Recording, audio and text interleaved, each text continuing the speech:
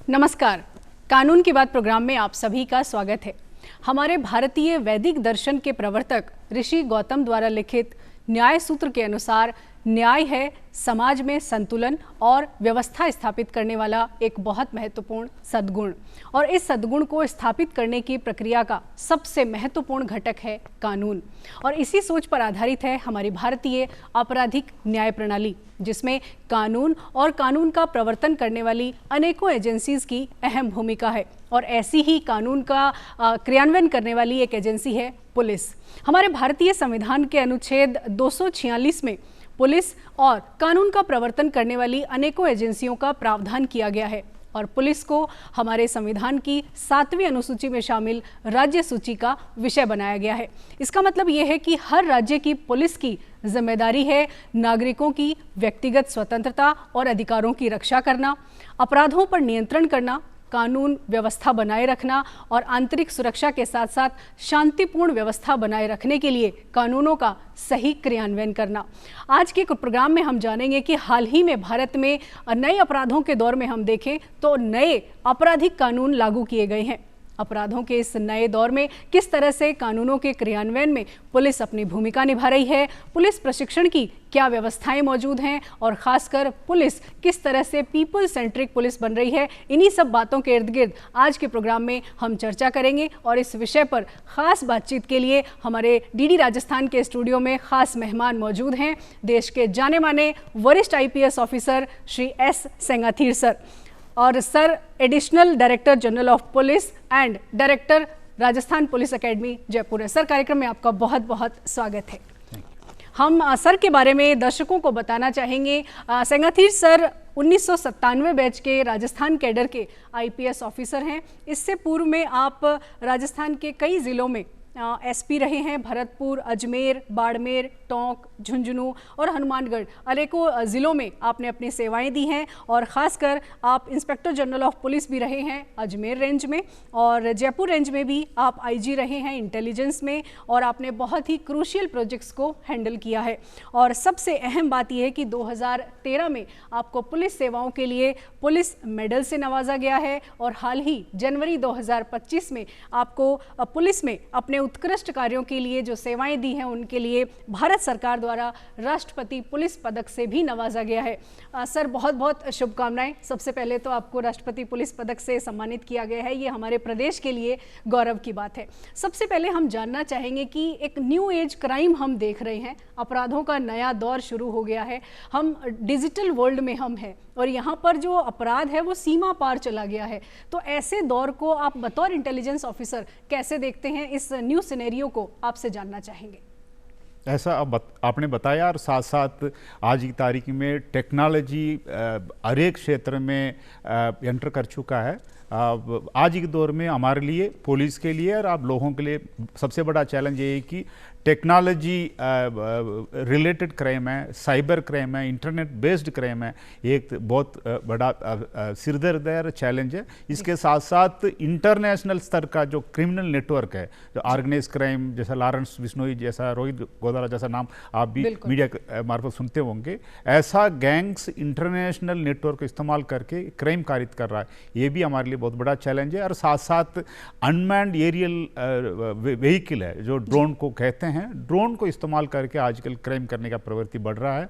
और हाल ही में गंगानगर जैसे राज्यों में पाकिस्तान से ड्रोन का इस्तेमाल करके मादक पदार्थों की तस्करी, हथियार की तस्करी आदि करने की कोशिश की जा रही है। ये बड़े लेवल पे पंजाब और जम्मू कश्मीर जैसे स्टेट में ट्राई किया जा रहा है। राजस्थान में कुछ टाइम समय से गंगानगर जिला, कुछ हद तक बीकानेर जिले में भी इसकी कोशिश हो रही है। ये एक तरह से नए क्राइम है, टेक्नोलॉजी को इस्तेमाल करके करने की कोशिश क्रिमिनल्स और इंटरनेशनल लेवल क्रिमिनल्स कर रहे हैं। जी जी। और ऐसे दौर में हम जानना चाहेंगे कि पुलिस की कितनी बड़ी भूमिका बनती है, क्योंकि एक तरफ भारत में 3 नए आपराधिक कानून भी लागू हो गए हैं, और दूसरी तरफ टेक्नोलॉजी का इस्तेमाल भी अपराधी करने लगे हैं, और AI ड्रिवन हमारी टेक्नोलॉजी भी हो रही है। हमने भारत पोल शुरू कर दिया है हमारे इंडिया में, तो इंटरपोल के साथ अब इंटरेक्शन और आसान हो गया है। तो अगर हम आंतरिक सुरक्षा की बात करें तो टेक्नोलॉजी और कानून कितना बड़ा रोल अदा कर रहे हैं, और सबसे अहम रोल पुलिस का क्या है इसमें? जैसा आपने जो टेक्नोलॉजी बेस्ड क्राइम की बात करी, साइबर क्राइम की अपन बात कर रहे हैं, उसको सामना करने के लिए, उस चैलेंज को, चुनौती को मैनेज करने के लिए, कंटेन करने के लिए पुलिस और पुलिस से लिंक जो होम डिपार्टमेंट है टेक्नोलॉजी लेवल पर काफ़ी चेंजेस करने की कोशिश कर रहा है, साथ साथ लीगल फ्रेमवर्क में सुधार लाने की, मजबूती लाने की कोशिश कर रहा है। लीगल फ्रेमवर्क आपने भी मेंशन किया, जो NCL है, नवीन क्रिमिनल लॉ, 3 कानून लागू किया गया।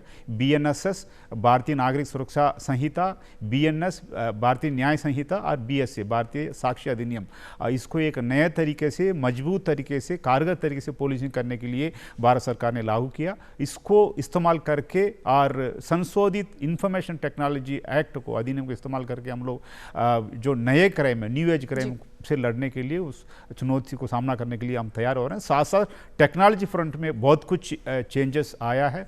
जैसे भारत सरकार ने I4C एक बहुत बड़ा सेंटर को कुछ साल पहले स्थापित किया था। इसको साइबर क्राइम कोऑर्डिनेशन सेंटर नाम से जाना जाता है। I4C और नेटग्रिड जैसा संस्था और आज की तारीख में भारत राष्ट्रीय स्तर पे अलग अलग स्टेट को मदद करने की दिशा में बहुत इंपॉर्टेंट कदम है। उसको इस्तेमाल करके, ऐसे इंस्टीट्यूशनल जो चेंजेस है, सुधार है, उसका इस्तेमाल करके पुलिस न्यू एज क्राइम को, टेक्नोलॉजी बेस्ड क्राइम से लड़ने की कोशिश कर रही है, काफ़ी हद तक सफल भी हो रही है। जी जी, बहुत ही अहम जानकारी आप दे रहे हैं। हम दर्शकों को बताना चाहेंगे कि पुलिस की ट्रेनिंग की भी भरपूर व्यवस्था हमारे प्रदेश में है और भारत सरकार में अनेकों संस्थाएं हैं जो पुलिस प्रोफेशनल्स को ट्रेनिंग्स भी दे रही हैं। हमें ये जानना ज़रूरी है कि हमारी कितनी बड़ी जनसंख्या है जिसकी सुरक्षा की गारंटी जो है वो पुलिस कहीं ना कहीं निभाती है। हम दर्शकों के लिए कुछ जानकारी राजस्थान पुलिस से जुड़ी हम देना चाहेंगे। सबसे पहले तो ये जान लेना ज़रूरी है कि हमारा प्रदेश भौगोलिक दृष्टि से देश का सबसे बड़ा क्षेत्रफल वाला देश है हमारा, और हमारे यहाँ की जो क्षेत्रफल है वो है 3,42,239 वर्ग किलोमीटर। और 2011 की जनगणना के अनुसार हमारे यहाँ जो जनसंख्या है वो लगभग 7 लाख करोड़ की जनसंख्या हमारे यहाँ मौजूद है। और सबसे अहम बात यह कि राजस्थान पुलिस की स्थापना अप्रैल 1949 में कर दी गई थी और पुलिस सेवा का गठन जो है वो जनवरी 1951 में किया गया। और जैसा आप जानते हैं 1 नवंबर 1956 से राजस्थान का गठन किया गया है। तो ये समझ लीजिए कि जो राजस्थान पुलिस है वो न सिर्फ नागरिकों की सुरक्षा बल्कि जो सीमा पार जितने भी अपराध हो रहे हैं उनमें भी बहुत अहम भूमिका निभा रही है। सबसे अहम बात 1070 किलोमीटर की जो हमारी अंतर्राष्ट्रीय सीमा रेखा जो हमारे पड़ोसी देश के साथ मिलती है वहाँ भी पुलिस अपनी बहुत बड़ी भूमिका निभा रही है। सर, अब हम जानना चाहेंगे कि राजस्थान पुलिस एकेडमी जो कि प्रदेश में बहुत अहम भूमिका निभा रही है पुलिस प्रोफेशनल्स को तैयार करने में, और हाल ही में उसे देश की सर्वश्रेष्ठ पुलिस ट्रेनिंग एकेडमी भी घोषित किया गया है। तो RPA का रोल कितना बड़ा है, इसके बारे में जानेंगे।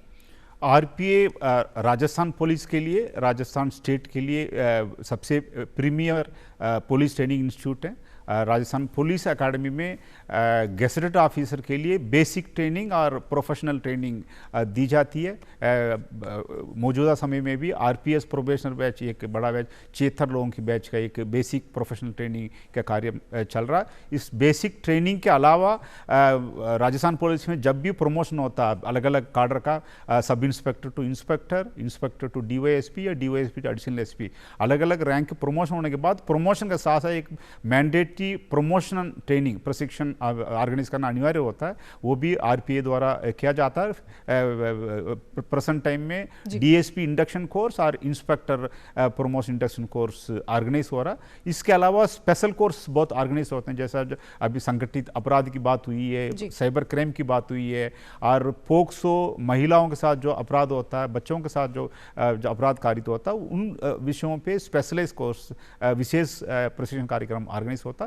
इसके साथ साथ RPA में हम लोग अलग अलग टाइम में राजस्थान पुलिस के नीड के अनुसार स्टैंडर्ड ऑपरेटिंग प्रोसीजर तैयार करके उसको पुलिस की कार्य के लिए हम लोग पब्लिश करते हैं। और कई बार कुछ विशेष सब टॉपिक्स पे हम लोग रिसर्च भी करते हैं। रिसर्च करके रिसर्च रिपोर्ट DG साहब को, होम डिपार्टमेंट को सबमिट करते हैं।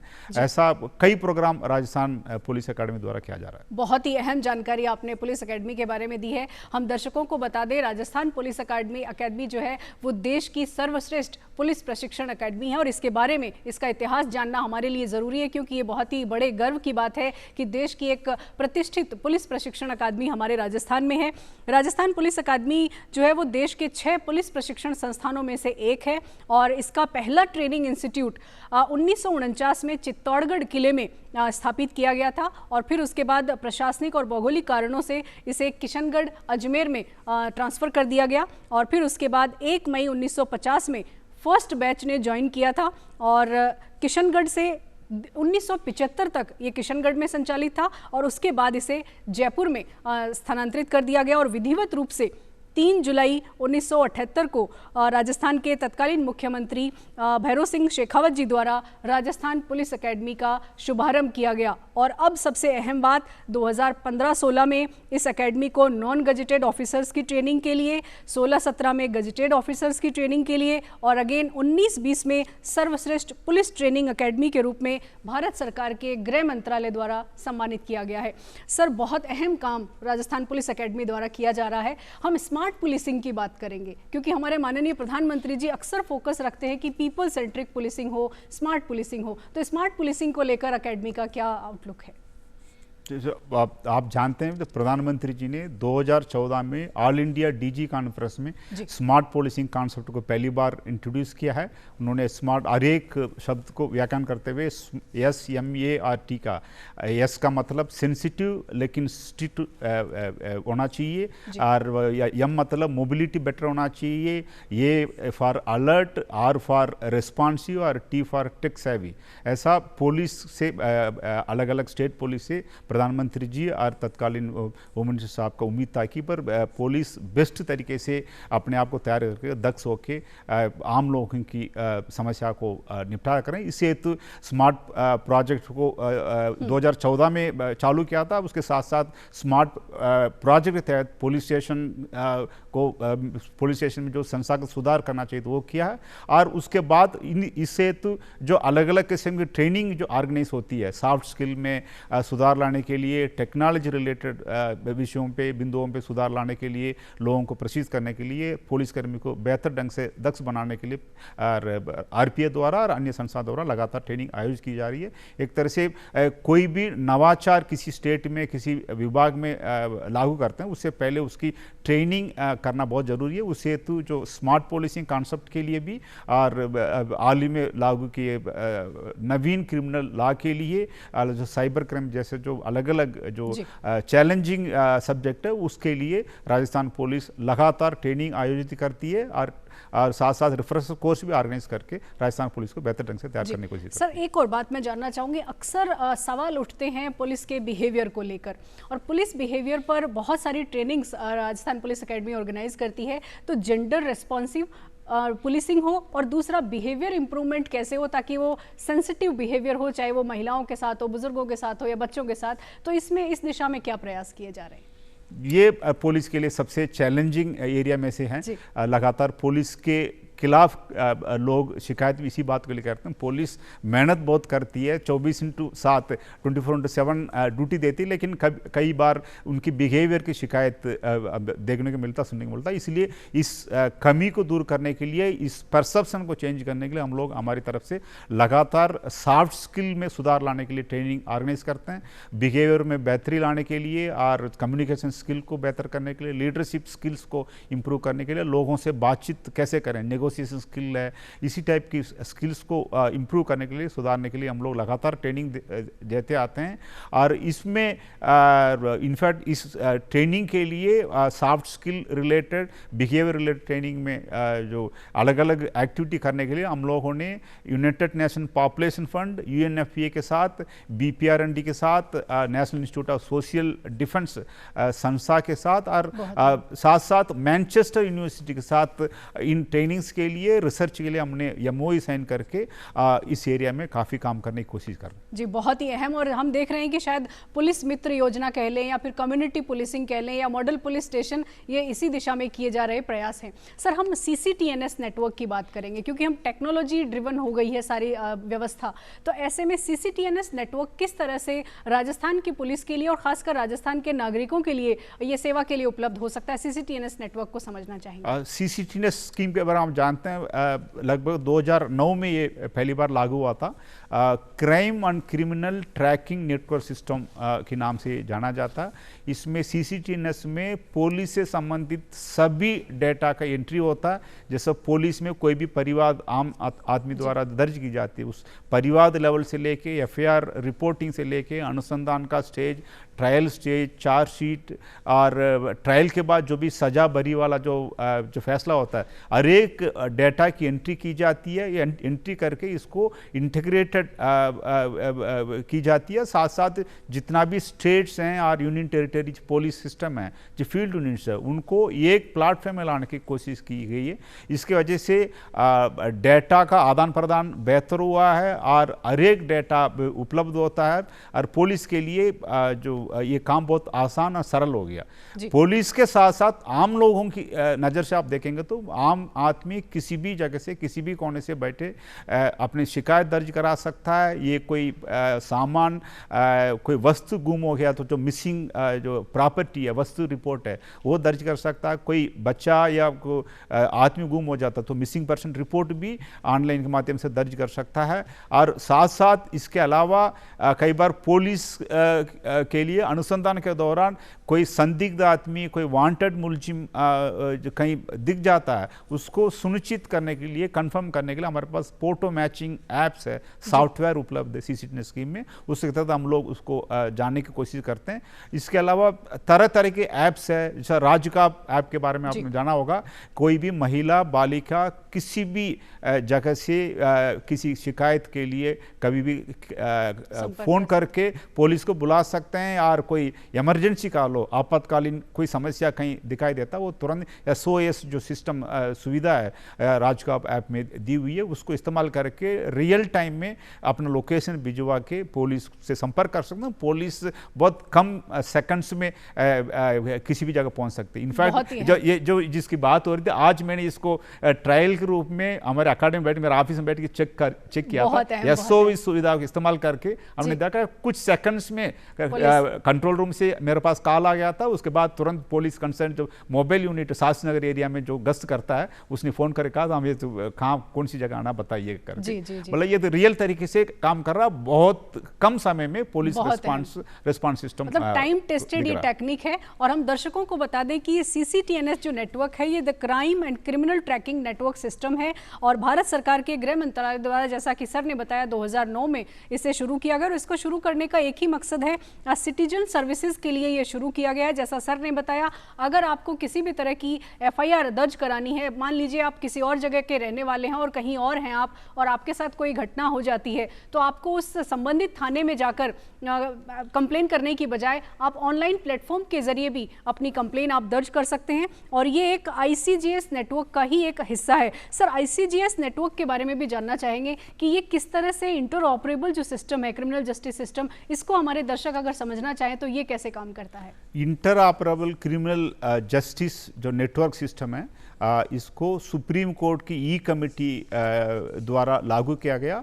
इस ICGS का मतलब, इसमें 5 पिलर्स हैं और एक जो क्रिमिनल जस्टिस के तहत जो भी पिलर्स जो आते हैं, वो सभी पिलर्स इसमें जुड़े हुए हैं। पुलिस एक पिलर है, कोर्ट एक दूसरा पिलर है, जेल एक तीसरा पिलर है, और फॉरेंसिक लेबोरेटरीज है वो एक चौथा पिलर है, और अभियोजन प्रोसिक्यूशन एक 5वां पिलर। ये सभी पिलर्स एक प्लेटफॉर्म में जो इसमें अवेलेबल है, जुड़े हुए हैं। इनका डेटा जो आपस में कम्युनिकेट हो जाता है। इसका सॉफ्टवेयर एक जैसा है, सभी स्टेट यूनिवर्सिटी से जुड़े हुए हैं। इसके वजह से यदि कोई किसी क्रिमिनल के बारे में हम जानना चाहते हैं कि क्रिमिनल का जमानत हो गया नहीं हो गया, उस चीज़ का क्लैरिटी हो सकता है। कोई FSL इनिशियल रिपोर्ट पेंडिंग चल रहा है तो कौन सी लैब में कब से पेंडिंग चल रहा है, कब तक रिपोर्ट आ सकती है, इसके बारे में जान सकते हैं। और जेल में कौन कौन क्रिमिनल मौजूद है इसकी जानकारी ले सकते हैं। कोई दूसरे स्टेट का मुलजिम आपकी अपने एरिया में, जैसे राजस्थान में आके कोई पड़ोसी स्टेट का क्रिमिनल कोई क्राइम कारित करता तो उसकी जानकारी इस प्लेटफॉर्म में मिल जाता। इस जानकारी से पुलिसिंग का काम काफ़ी आसान हुआ। कोर्ट के लिए भी, कोर्ट को भी अभी एक तरह से हर चीज़ डिजिटल तरीके से डॉक्यूमेंट लिया जा सकता है। इसमें एक तरह से एनवायरनमेंट एंगल से भी प्रो एनवायरनमेंट फ्रेंडली एक तरीका है। इसमें पेपर्स की यूज़ कम हो गया, ऑलमोस्ट निलसा जो भविष्य में हो सकता है। और साथ साथ इसमें रिएक्शन टाइम बहुत कम हुआ, बहुत कम टाइम में हर चीज़ मिल सकता है। जी जी, बहुत ही अहम जानकारी आप ICJS के बारे में बता रहे हैं। दर्शकों को बता दें, CCTNS नेटवर्क जो है वो इसी का पार्ट है और CCTNS नेटवर्क के लिए भारत सरकार ने 2021-22 से लेकर 2025-26 तक यानी 5 साल के लिए इस प्रोजेक्ट के लिए 4,846 करोड़ की राशि का आवंटन किया गया है और इसमें 247 करोड़ राज्यों को रिलीज भी कर दिया गया है। तो एक बहुत ही अहम नेटवर्क है। और ICJS को अगर थोड़े से आसान शब्दों में अगर आप समझे, जैसा सर ने बताया है, मान लीजिए आपका कोई केस चल रहा है तो उस केस की जुड़ी हुई जो भी केस डायरी है, FIR है या फिर चार्जशीट है, तो उसकी डिटेल इस नेटवर्क के जरिए ऑनलाइन प्लेटफॉर्म पर अपलोड की जाती है और साथ ही आपके संबंध की जानकारी या कोर्ट के ऑर्डर्स हैं वो भी आप ई कमेटी जो है, उसने जो सुप्रीम कोर्ट की जो हमारी ई कमेटी है उसके द्वारा ये प्लेटफॉर्म बनाया गया है, आप ऑनलाइन चेक कर सकते हैं। और मेटा डाटा जो है FIR का और चार्जशीट का वो एक्सेस किया जा सकता है ICJS नेटवर्क के जरिए। तो सबसे अहम, अब टेक्नोलॉजी ड्रिवन हमारी पूरी व्यवस्था हो गई है और पुलिस पूरी तरह से मुस्तैद है, उन्हें प्रशिक्षण भी दिया जा रहा है और सबसे अहम, इस नेटवर्क से जोड़ा जा चुका है। अब हम ये कह सकते हैं कि भारत पूरी तरह से सुरक्षित हाथों में है। भारत की जो कानून प्रवर्तन एजेंसीज है वो बहुत अहम काम कर रही हैं। सर, एक और बात जानना चाहेंगे, नेट ग्रिड भी, क्योंकि आप इंटेलिजेंस ऑफिसर रहे हैं और नेट ग्रिड की बहुत अहम भूमिका है जो कि एंटी टेररिज्म की एक स्ट्रेटेजी तैयार करता है और 2008 के मुंबई जो हमला हुआ था उसके बाद इसे गठित किया गया था। तो नेट ग्रिड के बारे में भी थोड़ा सा जानना चाहेंगे। नेट ग्रिड ऐसा एक संस्था है और नेट ग्रिड का प्लेटफॉर्म इतना इंटरेस्टिंग है कि उसमें पुलिस से संबंधित जितना भी डाटा उसमें अवेलेबल रहता है, उसके साथ साथ रेलवे जैसे ट्रेन ट्रैवल की विवरण, फ्लाइट डिटेल की विवरण, पासपोर्ट रिलेटेड डाटा, जितना भी जो डाटा अलग अलग सरकारी विभागों में अवेलेबल हो सकता, जिसकी आवश्यकता central police agency, state police agency, investigating agency और इंटेलिजेंस एजेंसी को चाहिए होता है, आवश्यकता होती है, वो सारी डाटा एक प्लेटफॉर्म में अवेलेबल रहता।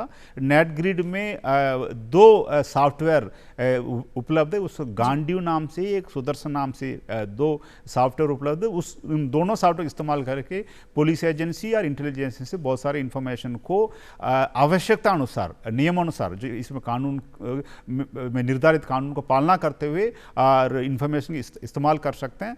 और इसके वजह से एक तरह से पुलिस और इंटेलिजेंस में जो डाटा की आवश्यकता रहती है वो रियल टाइम में कभी भी अवेलेबल होता है। इसमें एक इंटरेस्टिंग उदाहरण मैं बताना चाहूँगा। पिछले सालों में जो हर साल DG कॉन्फ्रेंस ऑल इंडिया स्तर पे ऑर्गेनाइज होता है, 1-1.25 साल पहले जयपुर में all India DG conference organise हुआ था। इसमें माननीय प्रधानमंत्री जी, माननीय गृह मंत्री जी पधारे थे, उन्होंने पूरा टाइम भाग लिया था। उस कॉन्फ्रेंस के बाद ये डिमांड उठी थी कि जो सेंट्रल एजेंसी के साथ राजस्थान स्टेट का या स्टेट एजेंसी का समन्वय इतना अच्छा नहीं है और बेहतर होना चाहिए। ये हमें निर्देश मिला था कि सेंट्रल एजेंसी के साथ आप लोग समन्वय वाला एक मीटिंग और वर्कशॉप ऑर्गेनाइज करिए। राजस्थान पुलिस अकादमी ने इसमें पहल लेते हुए सभी सेंट्रल एजेंसी को RPA परिसर में बुला के उनको राजस्थान पुलिस ऑफिसर्स के साथ बातचीत के लिए एक प्लेटफॉर्म जो उपलब्ध कराया था। उसके बाद नेट ग्रिड, FIU जो फाइनेंशियल इंटेलिजेंस यूनिट जैसे जो बहुत सारे संगठन, DRI है, ED जैसे एजेंसी ऑफिस के साथ बातचीत करी। इसके बाद राजस्थान पुलिस ने नेट ग्रिड से लेके सभी यूनिट्स की जो भी सुविधाएं हैं, डेटाबेस, उसको इस्तेमाल करना चालू किया। उसका बहुत अच्छा, प्रभावी, सार्थक परिणाम कुछ समय से सामने आ रहा है। और अभी हम भारत पोल की अगर बात करें तो भारत पोल से भी जो है वो स्टेट जुड़ चुका है, क्योंकि इंटरपोल के साथ भारत पोल का इंटरेक्शन शुरू हो गया है। सर, आप इंटेलिजेंस ऑफिसर रहे हैं और देश में आप इंटेलिजेंस ऑफिसर के रूप में अलग पहचान रखते हैं और बहुत सारे मामले आपने हैंडल किए हैं, जासूसी के कह लें या तस्करी के कह लें। हम इंटेलिजेंस नेटवर्क को, अगर राजस्थान के इंटेलिजेंस नेटवर्क, क्योंकि आपका जो मोटो है वो भी ये है कि सिस्टमेटिक चेंजेस के साथ इंप्रूवमेंट हो, तो बतौर इंटेलिजेंस ऑफिसर हमारे ऑडियंस को आप क्या मैसेज देना चाहेंगे कि सुरक्षित महसूस करें नागरिक? टेक्नोलॉजी ड्रिवन जितना भी काम हो रहा है वो पुलिस बखूबी कर रही है, बतौर इंटेलिजेंस ऑफिसर आपका मैसेज लेना चाहेंगे? टेक्नोलॉजी जो जैसा इतना ज़्यादा अपने लाइफ में, general day to day life में, दैनिक दिनचर्या में घुस आया और वो उससे अपन बच नहीं सकता। लेकिन टेक्नोलॉजी जितना सुविधाएं दे रही है उसके साथ साथ वो कुछ चैलेंजेस को, समस्या को साथ लाती है। जो अंग्रेजी में कहा होता है, there is no free lunch. Technology आ रही तो एक तो अब सब कुछ परफेक्ट नहीं होता, उसमें कुछ इश्यू रहता है। इसलिए टेक्नोलॉजी को सेफ्टी के साथ सुरक्षित तरीके से, ध्यानपूर्वक तरीके से इस्तेमाल करना चाहिए। बहुत सारे टाइम में अपन लोग बहुत लापरवाह तरीके से टेक्नोलॉजी को, मोबाइल को, मेल सिस्टम को यूज़ करते हैं। इसमें हमेशा अनजान आदमी से कोई मैसेज आता है, लिंक आता है, या ये कोई भी मेल आता है, उसको यूज़ नहीं करना चाहिए। साथ साथ अपन लोग जो आमतौर पर पासवर्ड रखते हैं, कई लोग बहुत आसान तरीके से, बहुत सिंपल, प्रेडिक्टेबल, इजीली गसेबल पासवर्ड रखते हैं, वो बहुत गलत है। पासवर्ड तो काफ़ी हद तक कॉम्प्लिकेटेड तरीके से रखना चाहिए। और साथ साथ जो जितना भी जो सेफ्टी प्रोसीजर होता है, मालवेयर प्रोटेक्शन के लिए सॉफ्टवेयर अपडेशन वगैरह का काम होता है, वो सेफ वेबसाइट से, सेफ फर्म से लेना चाहिए। संदिग्ध अननोन फर्म से इसी टाइप काम नहीं करना चाहिए। टेक्नोलॉजी के साथ साथ बहुत ज़्यादा ध्यान से अपनों को इक्विपमेंट्स को, टेक्निकल गैजेट्स को इस्तेमाल करने की बहुत बहुत आवश्यकता है। और साथ साथ इसमें एक और चीज़ मैं कहना चाहूँगा, टेक्नोलॉजी जितना भी आ जाएँ, ह्यूमन एलिमेंट को आप टोटली इग्नोर नहीं कर सकते हैं। टेक्नोलॉजी यूज़ करेंगे लेकिन ह्यूमन एलिमेंट का ध्यान रखना चाहिए। अपना जो एनालिसिस है उसको कभी भी हल्का नहीं ले सकते हैं। टेक्नोलॉजी के साथ साथ मानवीय पहलू का भी ध्यान रखते हुए टेक्नोलॉजी का, साइबर वर्ल्ड का इस्तेमाल करना आवश्यक है। बहुत ही अहम आपने संदेश दिया है और इतनी अहम जानकारी आपने जो हमारे सिस्टम में यूज़ हो रही है टेक्नोलॉजी ड्रिवन, चाहे वो CCTNS हो या ICJS हो, उसकी जानकारी आपने दी। और सबसे अहम RPA की भूमिका पर आपने बहुत अहम जानकारियां हमारे दर्शकों के साथ साझा की। आपने इतना समय निकाला, आपका बहुत बहुत धन्यवाद। हम दर्शकों से यही कहना चाहेंगे कि समय बहुत कम है, जानकारियां बहुत सारी हैं, लेकिन आज के प्रोग्राम में कानूनों को लेकर किस तरह से पुलिस की भूमिका है, प्रशिक्षण की क्या व्यवस्थाएं हैं, ये जानकारियां आपको बहुत अहम लगी होंगी। जैसा सर ने बताया, 2 चीज़ें ध्यान ज़रूर रखें। नए कानूनों को लेकर NCRB का एक ऐप है, संकलन ऐप। इस ऐप पर जाकर आप तीनों कानूनों की डिटेल से जानकारी ले सकते हैं। और दूसरा, राजस्थान पुलिस का एक ऐप है, राजकॉप सिटीजन ऐप, जो कि आपकी सुरक्षा के लिए है, नागरिकों की सुरक्षा के लिए। इस ऐप को अपने मोबाइल में ज़रूर डाउनलोड कर लें। तो कानून की बात के माध्यम से यही कहेंगे, कानूनों के जानकार बनिए और दूसरों की भी मदद करिए। फिलहाल हमें इजाज़त दीजिए, नमस्कार।